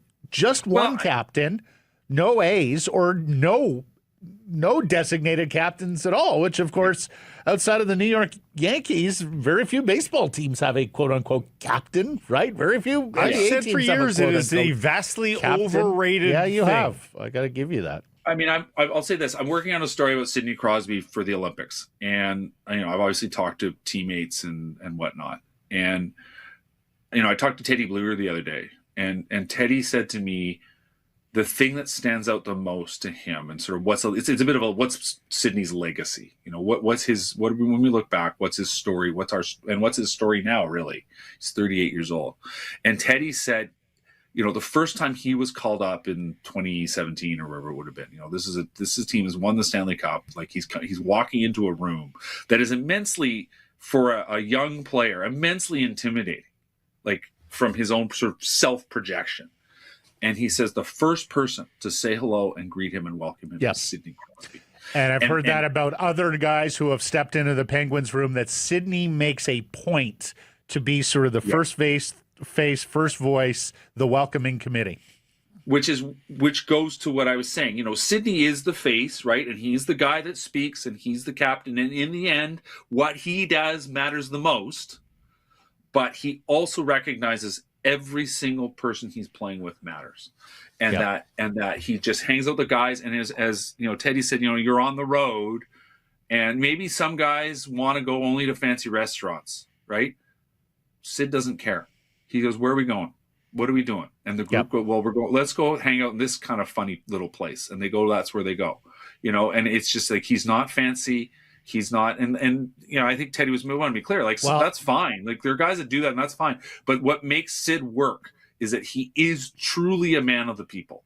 And, you know, you see that for years and years and years. Like, the preseason video that the Penguins put out, Sid going to meet a season ticket holder, right? Like, that to me has always stood out, that this is who this while guy being is. the best player on the planet, well, though. that's it. Like, there's no photocopier. But for again, this. that's the flip side of being the captain as sort of coach or staff, and that almost works better in hockey, given the culture of no tall poppies and everyone means everyone matters the same. That if Sidney disarms every new player walking into that room who is a little nervous, going, "Oh my God, that's 87 over there." Suddenly you have a culture and a dynamic in the room that feels authentic.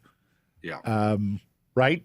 That can fall in line with that hockey culture of there is no hierarchy. But again, it feels authentic. That's a special power of being the best player on the planet. Nobody's walking into the Winnipeg Jets room and going, "Oh shoot, there's Adam Lowry over there." You know, like it's not the same mystique. No, but yet there is I think just a mentality to recognize at the same time, though, which is, you know, we saw it here, right? Like the Sedins were like that, right? That whole group.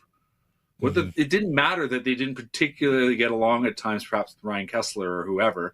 It didn't matter. They all, you know, it really was a rising tide with those guys, right? Like there is a mentality there. It does matter from your top players. There's no doubt about that. Don't get me wrong, right? But it has to be an overall group mentality that wins out. Really great chat, but I got to move on here. Thank you for bringing that up. Sorry, was that? No, it's good. Okay. The arena. Rogers. Oh, yeah. Arena. Oh, dear. You spent a lot of time there. This is an athletic survey of fans and of beat writers, so people who see all 32 buildings around the NHL.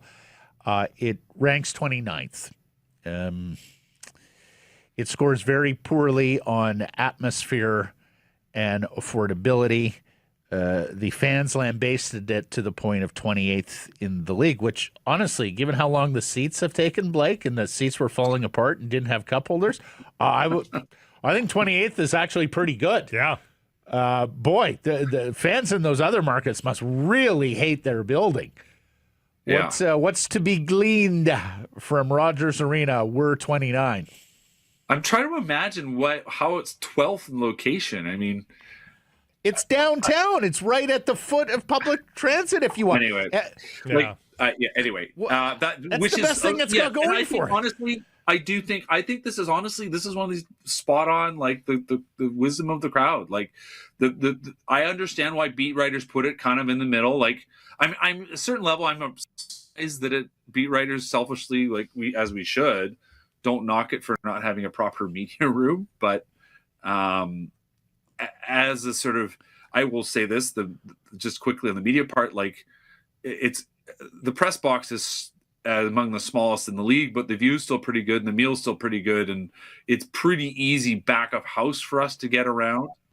But anyway, on the fan element, yeah, like listen, it was a lovely building when it opened. Mm-hmm. It I think as it noted, but that was 30 years ago, and obviously constrained by the viaducts, which makes it narrow. The sightlines remain fantastic. Mm-hmm. Yep, I'll give you that. And mm-hmm. I think if the food and drinks weren't so expensive, it would rate more highly because the food is really good. Chef Robert is one of the best additions they have made over the last 10 plus years that is to the that thing. facility. Like, listen, like we throw heat at the Acme for lots of reasons, and almost all of them good. Give them some credit. They know food and they know entertainment. Like that part is good. And I have a friend in the Madrid Lounge, which is next to the Pratt, and I go say hello to him, every once in a while, and you can see how nice that setup is. And you go down on the concourse, and you can see how nice the stuff in the concourse. But things are expensive at that place, so I understand the frustration. And then, like, listen, the game entertainment guys get big reviews within the industry, and I think that's to their credit. They are doing their best, but there's only so many ways you can shine a pig, right? And the team is not winning, so it is not fun. In 2024, that playoff run, that experience, that was the real deal, and that's what we used to get. And in the end, that hasn't happened, and there's a lot of reasons why, and mostly, as we've said, you already said, Matthew, the reason why they haven't been in the playoffs more comes from the top. And that fundamentally is the biggest problem. So I don't know what the future is. I think they'll be in the Rogers. I mean, certainly I think the Acquilines would like to be in Rogers forever. I know they have no choice. They're not building. Patrick, they won't buck up for a practice facility. Sure as hell not bucking up for an arena. Plus, they have towers attached to it now. Let's just say they were urged years ago by people involved in the organization to, instead of hoping to build a practice facility across the street, to buy that land, build an arena, and then when the viaducts came down, they could have anyway. That ship has. I mean, I suppose that ship's sailed because nothing's been built across the street. But they don't. As I believe Luigi said to this particular person, that's not how we do things. Well, they would have to muster the financial courage to do that. Before you go, are these the these the last couple of games you're going to be doing posties with Adam Foote? Do you think? Ooh. Olympic break changes? Yeah. Well, sorry, I missed the question mark. I don't know. I listen. I think there's an argument to be made that if you're going to make a change, you make it at the Olympic break. You give Manny or whoever comes in, because I think that the argument would be the defense. There are players in this team that need seasoning and they need help, and the way things are going is not good, and I don't think is in the long-term interest of young defensemen like Zeev Bouillon. And as I think I related last week, you look at the 98-99 Canucks, the last time they truly rebuilt, Berkey made a change on purpose. He got rid of Mike Keenan and he brought in Mark Crawford because he knew Crawford was going to be his coach as this team ascended, right? So that's the question now. Is Adam Foote the coach for the team as it ascends? Yep. And if it's not, what are you waiting for? Very, very good. Gosh, you're smart sometimes. I try. But if you're not, here's the other argument, though. If you're not close to ascending yet, do you bother installing that guy now? Only if he's your permanent guy. If you have the guy and if it's Manny, then you go there. But if you don't, you don't want to rush into this situation. There's an element of time is of the essence, but time is also timing. Period. Yes. Yeah. Timing matters. So my last question for you, given the events this week of Thatcher Demko, and by the way, nice column last Friday, pointing forward to all this, spot on. We asked on our poll yesterday, are you worried about the future of Canucks goaltending? No. I mean, you think one of these guys, Young, Talapilo, Medvedev, Medvedev, you think one of them will pop, right? Medvedev's the guy. He's not going to be here for a couple of years. Medvedev's the guy, though. And Marco Terenius, he's a good coach. He was well regarded. Obviously, that was a sudden change when they brought him in and sort of pushed Ian Clark over to the side. No, I'm not. On the whole, the problems of the team run so much deeper. It doesn't feel like this is a team that's at the risk of starting 5 goalies in a season. They've started 4 at this point. But you look at where things are at the Leafs, you look how desperate things have been in Edmonton. It just doesn't track with how those things go. So I'm not as concerned in goal. I mean, listen, they are going to be paying a lot of money to 2 goalies that I think, in hindsight, certainly, and I wish maybe I'd said louder at the time, it was an odd choice to do it in tandem. I understood why they kind of looked to pay Kevin Lankinen as they did, because he helped them out in a pinch and took a lesser salary because they couldn't afford to pay him any more. But for a backup goalie, that's a lot of money and that's a lot of term. And, with Demko, he was hurt coming into last season. He had 2 more injuries last season. There was no need to rush into an extension other than making a bet that, maybe it'll work out. And I just don't know how. Or we've got to win July 1st with the fans, so let's announce an extension, and that will be a good PR. I guess. For us. Yeah. But that's not. Anyway. Okay, so you're off to Milan, and I think the next time we're talking to you, I believe will be when are you leaving? Tuesday evening. So if you want to talk early next week, we can. We want to talk to you from Milan. We want you right there in the soup, in the pasta. Covering all the event. What are you covering? Hockey. We like hockey. That works. I tell you this, I'm going to be watching those Canadian hockey games.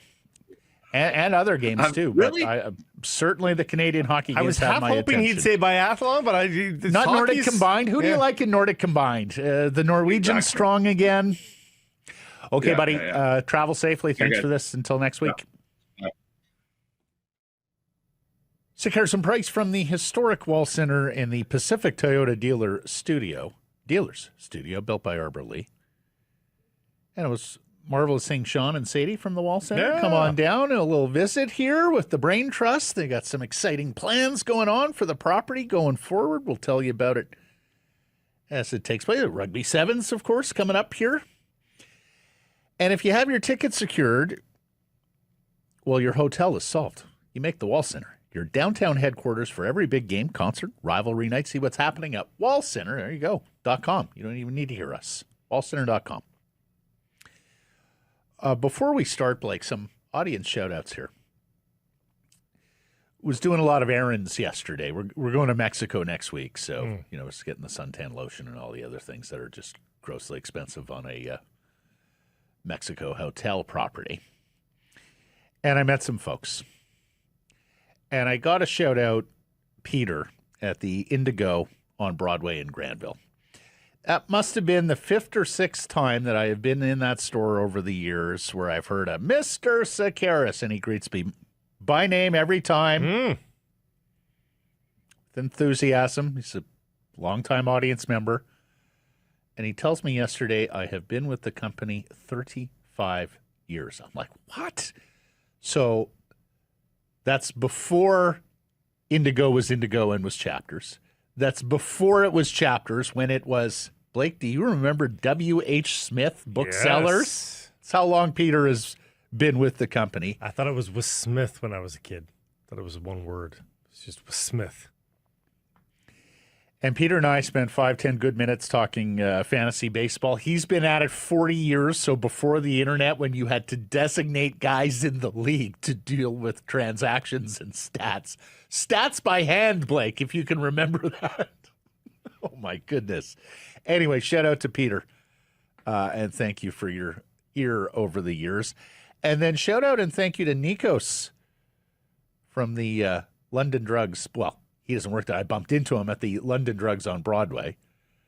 And Blake, as you know, I live in Kits, have for 17 years, and that's Vancouver's Greek town. Everybody knows this. So whenever I meet a Greek audience member in Kits, I feel like I'm letting them down because my name sounds Greek, but we're not Greek. Sakaris, it could be a Greek name, right? Sakaros, if it was in OS, maybe. Yeah. Too many E's, not enough I's or O's. Yeah, I'm a Hungarian interloping in Greek town. So Nikos watches on YouTube. Thank you for that, Nikos, and thanks for stopping me to say hello. Glad to know there's one Greek left there. Oh, there's,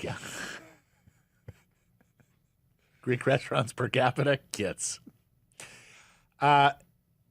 Another one of these historical stats with the Seattle Seahawks.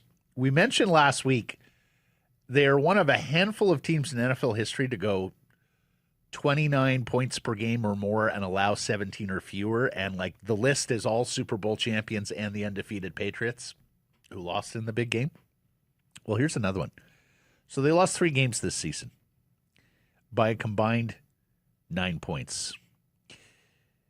Take a look at the list of teams that have lost games, all their games, by 9 or fewer points over the years.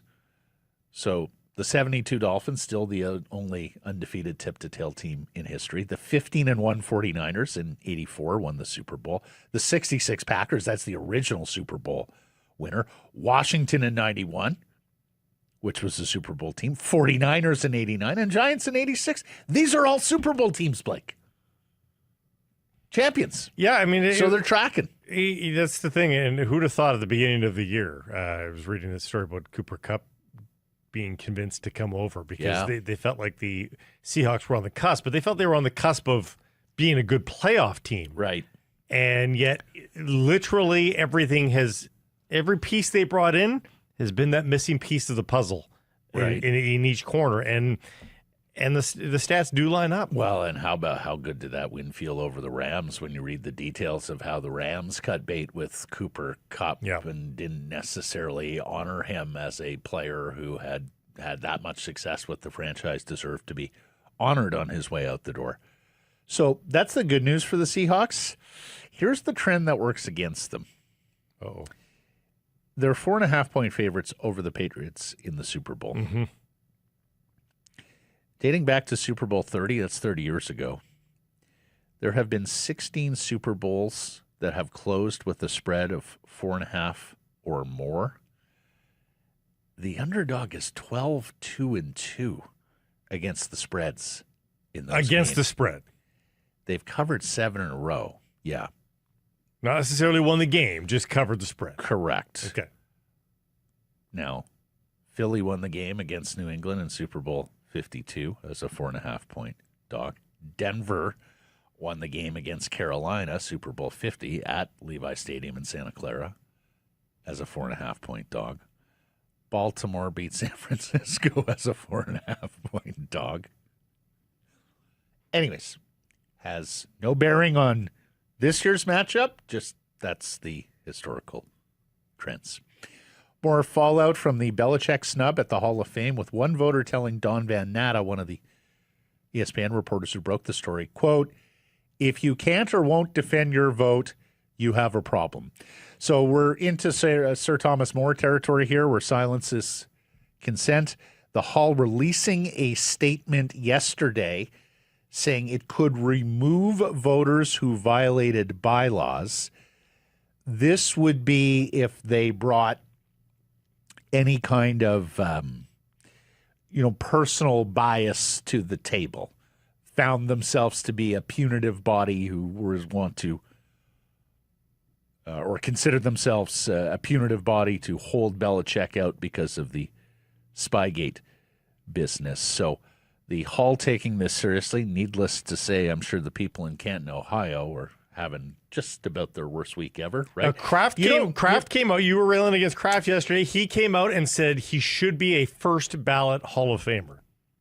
Now, it's words. And there was a nuance earlier in the statement.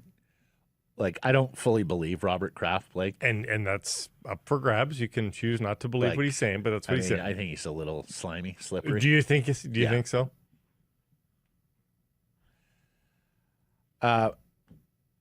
The voter from Kansas City, a columnist with the Kansas City Star, did reveal in a column he did not vote for Belichick.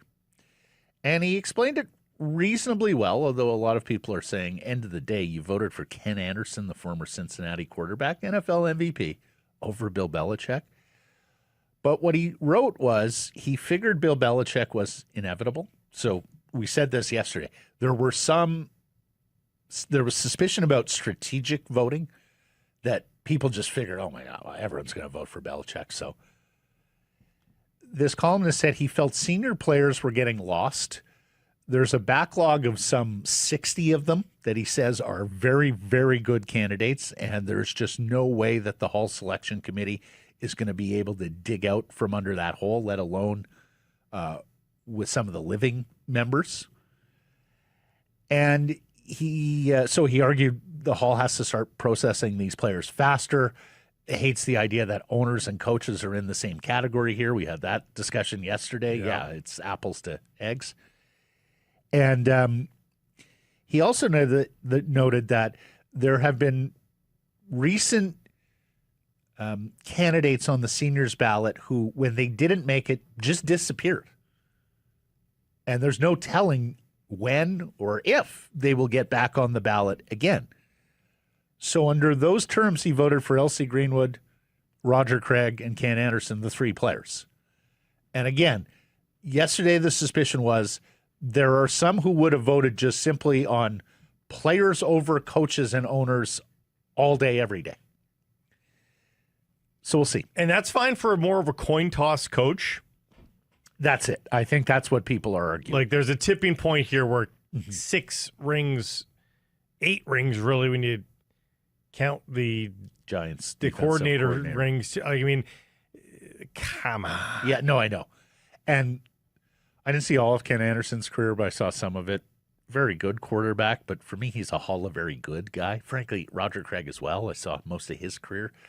Terrific running back with the 49ers. One of the all-time receiving running backs, really sort of set the trend in that West Coast offense with Bill Walsh of your tailback has to be able to catch the ball and run routes. Not to mention a pioneer in terms of off-season training and getting your body ready. Roger Craig was doing like massage therapy and all that in the early 80s when no one was doing it. Some of those things still apply today. A lot of this stuff gets thrown out with a builder coach category. I mean, honestly, because is there a builder or a coach that was challenging Belichick this year? No, Robert Kraft. Well, Robert Kraft, yes. Yeah. Anyways, Mike Sando of Seattle, we referenced him yesterday, said knew there was a problem last year when Sterling Sharp was the only one to make it out of the 5 coach contributor senior candidates. And that's the other thing, too, here, right? Like we mentioned yesterday, Kraft and the 3 players we just mentioned, 3 of the 4 will make it, but that's the maximum. It's possible it's only 1 again. Yeah. And then this from Stuart Mandel, who covers college football, but he says, give the NFL Hall of Fame voters this. They managed to transform Bill Belichick overnight from the object of mockery over UNC and Jordan Hudson to sympathetic figure who has the entire internet outraged on his behalf. Never thought I'd see the day. Well, the thing is, I love it because he's undeniable. Like him or hate him, you can't deny his genius or success. and unlike a lot of the bad Scoreboard. actors that we've seen in sport for their respective Hall of Fames that we've said absolutely not, he's done X, he's done Y. Like the stuff that Belichick's done, and I'm not talking Deflategate or Spygate, but the stuff that you've listed here, like UNC and Jordan. Mm-hmm. It's mostly light. Like again, a lot of people are adamant. 40-year age gaps are gross. 50-year age gaps are gross, and that's fine. That said, it's not criminal. It's not consenting adults. It's not even against guidelines of any that are written down anywhere. Like he's allowed to take a UNC jump. He is, according to societal law, allowed to date Jordan. So, these aren't deep-rooted things. Now, No. if somebody was really going to write down a full-throated argument about Spygate and Deflategate, that's a little different. But I haven't but really. He's already been punished for those. Yeah, he has. He has. Right? Like, I'm sorry, you're not an extrajudicial body, Hall of Fame selection committee. Yeah. Yeah, that's not Like, your you're not purview. the parole board. No. Football north of the border, running back James Butler signs a 2-year deal to stay here in BC. He's stood to be a UFA next week. 1,652 combined yards in 2025. He led the CFL with 11 rushing touchdowns. J.C. Abbott, who attended the Nathan Rourke media availability yesterday after Rourke re-signed, J.C. Abbott of 3 Down Nation, noted that Rourke was advocating for the re-signing of Butler and offensive tackle Jarrell Broxton. Quote, 2 really very talented players. To me, they're the best in their positions across the league. They both are just fantastic for the locker room. So there you go, from Rourke's mouth to Ryan Rigmaden's signature. He's back, the running back is. Broxton is the top offensive lineman available in free agency. He would be difficult to replace. We'll see where that goes. Whitecaps, where Axel Schuster remains steadfast on more player additions, telling Asa Raymond of Global, quote, we're very close to finishing, I would say, 3 more deals, almost like 4. And that may very well explain why Vancouver has submitted a light roster for the moment for the CONCACAF Champions Cup, which begins next month in Costa Rica. They submitted a player list, the minimum, 18 players. It is missing all sorts of players. You can see the list here of the guys who it's missing. Did I send you that, Mike? Do you not have that? No, I don't have that. Oh, okay. There's a number of players missing. Laraz, the new addition, is there. My bad. Is not on the list, which is interesting. Very odd, yeah. Because he's an MLS veteran. We mentioned J.C. Ngondo, Liam McKenzie, the British Columbian, who right now stand as the backup attacking midfielders to Thomas Muller, but we anticipate the signing of this attacking midfielder / striker, A.Z. Jackson, the American, whom they are reportedly targeting and has had 3 MLS stops in his career. Also, winger Bruno Caicedo is not official yet, so we anticipate. And neither is A.Z. Jackson. So when he says 3 or 4, these 2 take up 2 of those spots. Yeah. So in terms of public So innuendo, it's 1 or 2 more. Beyond that. Yeah. Mm-hmm. And they can change that CONCACAF Champions Cup roster up to 44 hours before every match. So it's really just an exercise, nothing to really read too much into. Their next preseason match is Saturday against Incheon United FC of Korea. Meant to get to this yesterday. We should mention, too, the Pupa thing did get finalized. The Pupa transfer the loan is finalized. He's in Belgium. The Belgian top league now. Yeah. Meant to get to this earlier in the week, but after 41 years in the Mariners broadcast booth, Rick Riz is stepping away at the end of the 2026 season. As the Mariners say, we can't wait to celebrate Rick during his final year on the call. The grand gentleman of Seattle baseball. The guy is an absolute prince. We've had Rick on the show over the years. In studio, he used to come up That's right, almost with the yearly to Mariners say caravan. hi. Yeah. And I'll say this as a Blue Jays fan. If they can't win it, let the Mariners win it. Time to win it and send Rick out with the city's first World Series, wholly deserved after 41 years. And he might just be at the end of the line. There's no going forward. I almost wonder why this year, though, for him. Again, he just might be spent, and that's understandable as well. But but they are trending so well right now. You'd think he would want to just try to eke out every ounce of this core, and get a couple years maybe left, he's putting the pressure on DePoto and everyone saying, guys, better do it now this year. Yeah. It's time for that bat. Rick is 72 years old. Yeah. I want to be done by 72, so I there's no chance I'm sitting beside you at 72. No. Zero. So if it is, it's in a golf cart. And even then, one of these retirement communities where we play the same 18 over and over again and still manage every blade to of screw grass. up 18. Yeah. The M's got their backup catcher, Johnny Pareda, ex of the Twins, but still not that big bat DePoto was talking about. Maybe Gino Suarez, who's still out there, a reunion of convenience for both. Suarez doesn't have a big market. Seattle's like, we still need some pop and a third baseman. Come on back, Gino. We'll deal with your strikeouts. He was terrible. He doesn't like hitting there. He would probably do well in Toronto, to be honest.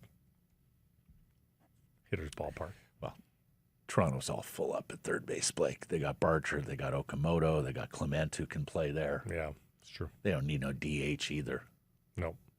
Even minus Boba, that's an impressive lineup. Don't quite have the rotation that Seattle does. Who does? Few do, though. It's farm system as well. How about this from the NBA, where Shams Charania, the insider, two-time MVP Giannis Antetokounmpo, ready for a new home by the February 5th NBA trade deadline. Or in the offseason. Several rival teams, he reports, making aggressive offers to Milwaukee. Now, we had heard before that Giannis would prefer a move or to stay in the Eastern Conference, that he is not quite as, jazzed about some of the big teams in the West or the West Coast, the Lakers, who could blame him. There's a report out of Dallas that says his preference is the Knicks, Heat, or Raptors. Whereas Eric Smith, Raptors broadcaster, says, keep an eye on the Dodgers. Guaranteed, if Masai Ujiri was still with the Raptors. Did you get that? Keep an eye. Okay. I did. You just didn't find it funny? Yeah, it's good. It's a good line. If Masai Ujiri was still with the Raptors, they're the front runners by a country mile. You would think, like Keith Pelley. The guy brought a trophy to your organization and city, Keith, and you take over as Poobah of MLSE, and the next thing you know, Ujiri's out the door. Do you not sign him back as a special advisor to the president and then just have him consummate this deal? That's what I would do. Politics at the Aussie Open as Ukrainian Alina Svitolina refuses to shake hands with Belarusian Aryna Sabalenka after their semifinal last night, won by Sabalenka. So this was predetermined before the match. It flashed on the video board at the arena there in Oz, and it was also announced from the chair. There will be no handshake, ... We appreciate your respect for both players. Now, I'm trying to be understanding here. I don't know what Svitolina would go through back home for shaking hands with the Belarusian. But Sabalenka has been reasonably consistent here, saying she's against the war. As recently as this week, when she beat Vicky Mboko, the Canadian, she said, quote, I respect that everyone is allowed to have their opinion and use their platform. I've been clear before that I'm pro-peace. Nothing has changed. That's all I can say about it.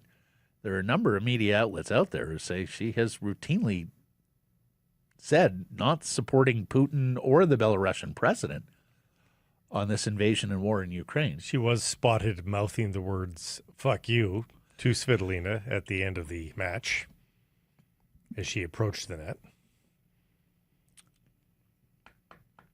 So, Well, I won't paint her as an angel. She's not Miss Congeniality. No, she is not. But there's a far cry from that and supporting the war and, frankly, coming out and talking about being pro-peace when you're from that side of this divide is... I mean, again, I don't know what Svitolina would go through back home if she shook hands, but I sort of feel myself going, okay, this is a tennis match and a long-standing gesture of sportsmanship or sportswomanship. It doesn't take a lot of effort. It's not a political statement. I'm having a little bit of trouble with this on the Svitolina side. See, I've never had less trouble with it because given how I feel about our neighbors right now, and nothing close to what is happening there is happening here, I can absolutely imagine the heightened emotion still even 4 years later here. Okay. And then there's this. This has been a really shitty Aussie Open, especially when we got down to brass tacks in week 2. Look at these results, Blake, in the second week of the Aussie Open. For those of you on non-visual platforms, 14 women's matches this week. Only 1 went the full 3 sets. 11 men's matches, not a single 5-setter. Only 2 went even 4 sets. Really? Just blowouts left, right, and center. Well, I saw the women hadn't dropped a set yet as they get to the final. Yeah, both of them. Yeah. And now here's the thing. It's the top 4 men's seeds who are left standing here, right? So chance to salvage all this with some classics between Djokovic and Sinner. There's a little context to Sabalenka's, and Alcaraz and Zverev. I don't have the total but I've just happened upon a bunch of Sabalenka matches in the last couple weeks. She's played in a bunch of tie breaks. Lots of tie breaks. And she's a tiebreak queen. Like she doesn't lose the tiebreaks. Demolishes. But it's not like she hasn't been tested. Like I think that Potapova that she beat, both of them were in the tiebreak. That was a good match. And both 2 tiebreak sets. That was on right after the Mboko match that she won. The last one she won, as it turned out. Results from yesterday's poll question: are you worried about the future of Canucks goaltending? Yes or no? The people said no. Correct percentage 68. 57. Chris, who cares? I'm sure they'll figure it out in 4 years. Chris, different one. It's so far away before we need good goaltending, and it's the easiest position to fill via trade or free agency. My God, you should have I'm not sure about that, Chris. You should have told somebody 20 years ago that statement. They wouldn't believe you. Yeah. Nikki, I'm worried about everything, to be fair. Good honesty. Another Chris. Big day in the comments for Chris's. Yup. They should have drafted Ivankovic, the Canadian world Ivan Kovic, sorry. I was screaming for them to take him at the draft. Ugh. And then Ricky says Medvedev, Koskenvuo, Young, Tolopilo. Let's see where this goes. Plenty of guys to develop. Fair enough. Mm-hmm. Errors and omissions from yesterday's program. This is more omission than error. We were talking about the future of Canucks goaltending, the poll that we just reviewed. We talked about those 4 guys, and okay, of those 4 guys, should one of them pop? Yeah. You know what we didn't give full throat enough to? There is a world where Thatcher Demko bounces back, like gets healthy, that, as Kevin says, Woodley, get into a better skate for what ails you, and just becomes the guy. Like he's under contract for 3 more years after this one. This is the guy that is convinced that Charlie Brown's going to nail that 50-yard field goal. If you're younger than us. So Lucy always takes the ball away. I was going to say his hips are loosey, the injuries are loosey. Yeah. Is there a Linus involved here? You just keep on you're hoping upon all hopes. Hey, it's a non-zero possibility that happens. You're right. But the hoping and hoping and hoping eventually. Thatcher, keep at it. Hang on, take your Snoopy. cues. Yes. I know it's Sloopy, but Snoopy. Thanks for joining us, everybody. Appreciate you spending some time connecting with the program. Please do subscribe to all our assorted channels, YouTube, and wherever you get your podcasts. Follow on social, X, Insta, Facebook, TikTok, YouTube, Blue Sky Live on many of those platforms, noon Pacific time weekdays. And, of course, please do support the community sponsors you hear us talking about and keep it local.